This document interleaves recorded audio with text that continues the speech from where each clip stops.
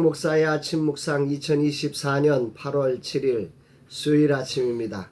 오늘은 웨이브리즈 플랫폼 설문조사지가 나옵니다. 빨리 본 작업을 하고 싶지만 젊은 세대가 가진 생각을 조금이라도 더 이해하고 그 기초 위에서 우리의 작업들을 돌아보기 위해서 늦은 김에 제대로 가자는 엉뚱한 발상을 해보았습니다. 주님 인도하옵소서. 주님의 뜻을 분별하여 나가게 하옵소서 기도합니다. 금주 금요일부터 시작될 송금래 교수님의 태교 교육이 기대가 됩니다. 아이를 낳지 않는 세대에 어린이집에 아이들을 보내 아이를 어떻게 키워야 할지 모르는 세대가 되었습니다. 이런 세대들에게 태교를 통해 교회가 어떻게 소중한 아이들을 태아부터 말씀과 사랑으로 또 구체적인 기술로 이끌어줘야 할지를 교육할 수 있다면 30, 40대 가정들을 섬길 수 있는 소중한 자리가 되지 않을까 생각해 봅니다. 생각만 하고 있었는데 교수님께서 친히 찾아주셔서 함께하게 되었으니 진정 하나님이 하신 것이라 하나님께서 행하실 일이 기대가 됩니다. 주님, 당신의 뜻을 이루소서. 각 교회가 이 일을 통해 소중한 사역을 이루게 하옵소서 고백합니다. 이날 주님 어떤 말씀을 주실까? 본문에는 변화산에서 내려오신 예수님과 3명의 제자들을 남겨진 제자들이 큰 무리가 모였고 서기관들과 변론하고 있는 이런 그 장면들을 예수님과 또 3명의 제자들이 보게 됩니다. 14절 이에 그들이 제자들에게 와서 보니 큰 무리가 그들을 둘러싸고 서기관들이 그들과 더불어 변론하고 있더라. 나머지 9명의 제자들의 상황은 그야말로 무력함이 어쩔 줄 모르는 상황이었다 생각이 됩니다. 이런 상황에서 예수님과 일행이 도착하자 사람들은 예수님께로 막 달려옵니다. 그때 예수님께서 그 상황을 묻습니다. 그때 한 사람이 대답합니다. 17절 18절 무리 중에 하나가 대답하되 선생님, 말 못하게 귀신 들린 내 아들을 선생님께 데려왔나이다. 귀신이 어디서든지 그를 잡으면 거꾸로져 거품을 흘리며 이를 갈며 그리고 파리해지는지라. 내가 선생님의 제자들에게 내쫓아 달라고 하였으나 그들이 능히 하지 못하더이다.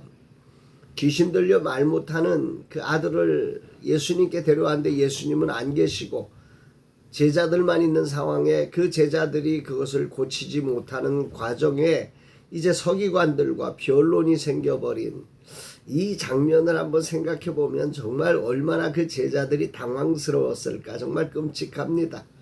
능력은 나타나지 않고 지식과 기술은 부족하고 그야말로 비참한 순간이지요.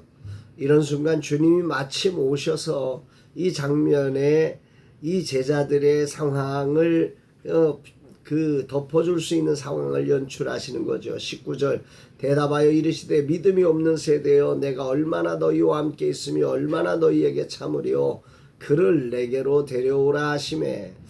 이 구절이 오늘 아침에는 참 많이 울림을 줍니다. 세상은 우리를 고통케 하는 정말 많은 문제가 존재합니다. 그러나 우리가 믿고 고백하는 예수님은 우리의 이런 고통의 문제를 어느 순간에도 외면하지 않으시고 그 문제를 데려오라 가져오라 말씀하십니다. 수고하고 무거운 짐진 자들아 다 내게로 오라. 구하라 그리하면 주실 것이요. 주님은 우리의 문제를 당신께 아뢰고 가져오라고 말씀하시는 주님이십니다. 그분은 언제나 우리의 필요에 응답하시는 사랑이심을 찬양합니다. 아울러 우리 주님은 모든 문제를 해결할 수 있는 권능을 가지신 분이십니다.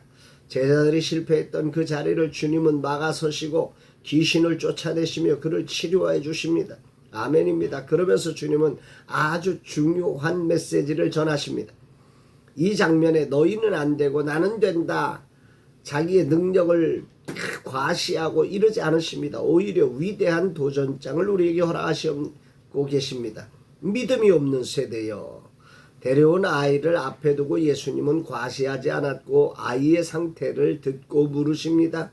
그러자 아이의 아버지는 믿음으로 고백합니다. 22절 귀신이 그를 죽이려고 불과 물에 자주 던졌나이다. 그러나 무엇을 하실 수 있거든 우리를 불쌍히 여기사 도와주소서. 정말 할 수 있다면 도와달라고 예수님께 고백합니다. 그때 예수님께서 하신 유명한 말씀이 있죠. 알 수 있거든요. 무슨 말이냐? 믿는 자에게는 능히 하지 못할 일이 없느니라 말씀하십니다. 그리고 그 아이의 아버지는 그 말씀에 정말 희망을 품고 외칩니다. 내가 믿나이다. 나의 믿음 없는 것을 도와주소서. 나의 믿음 없는 것을 도와주소서. 그는 22절에서 아들을 도와달라고 요청했던 것에서 자신의 믿음 없음을 도와달라고 요청하는 것으로 지금 기도 제목이 바뀌고 있는 것을 오늘 아침에 주목해서 보게 됩니다.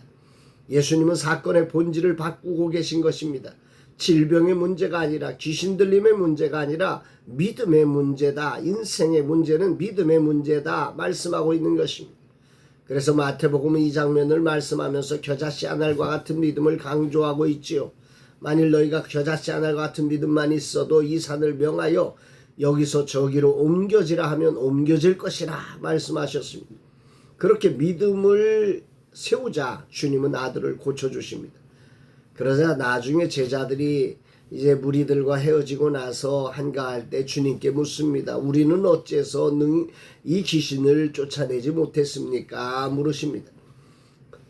분명 주님이 가르치신 방법으로 했고 분명 믿고 행했다고 생각했는데 왜 우리는 알 수 없었느냐는 거죠. 세상은 늘 본질을 보지 못하고 겉으로 드러난 표면적 방식과 기술과 정보와 결과를 따라갑니다. 여기에 주님은 유명한 말씀을 하십니다. 29절 이르시되 기도 외에 다른 것으로는 이런 종류가 나갈 수 없느니라. 믿음은 방법론이나 태도가 아닙니다. 그것은 은혜로 주어지는 선물이고 기도의 자리에서 부어지는 은혜의 확신입니다. 제자들은 자신들이 믿으려 했고 주님이 가르치신 방법이며 보았던 방법을 의지했습니다. 그러나 아무 일도 일어나지 않았죠. 그러나 믿음은 그것이 아니었습니다. 겸손히 하나님 앞에 엎드려 그분과 교제하는 자리, 그분의 은혜가 흘러옴을 통해서 우리 안에 믿음의 확신이 선물로 주어지는 것이지요. 오늘 아침 겸손히 주님 앞에 엎드립니다. 주님과의 교통이 없는 사역, 믿음이 빠진 우리의 열정이 얼마나 허무할 수 있는지를 깊이 묵상합니다. 오늘도 믿음으로 나타나는 능력이 없이 우리가 행하는 일이 얼마나 허망한 것인지를 고백합니다. 오늘 내 삶에 주님이 주신 믿음으로 우리의 행함이 구체적 실행으로 이루어지는 날이 되기를 기도합니다.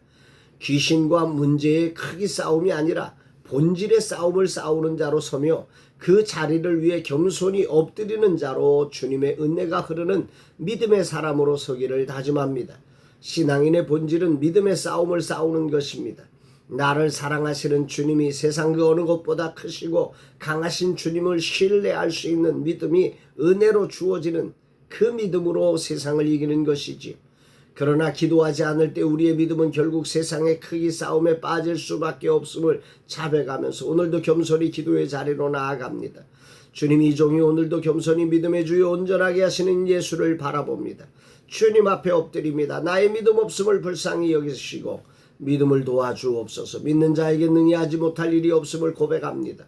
주여 오늘도 크기로 절망하지 않게 하시고 숫자로 빠지지 않게 하시고 상황에 눈과 귀가 가리지 않고 오직 믿음으로 승리하는 날 되게 하옵소서 고백합니다.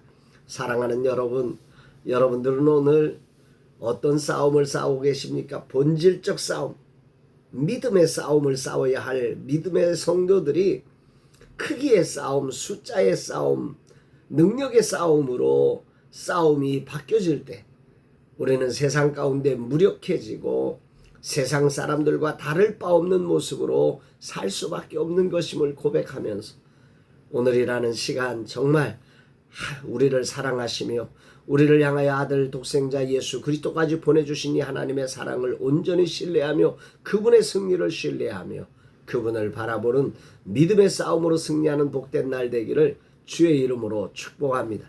사랑합니다, 여러분.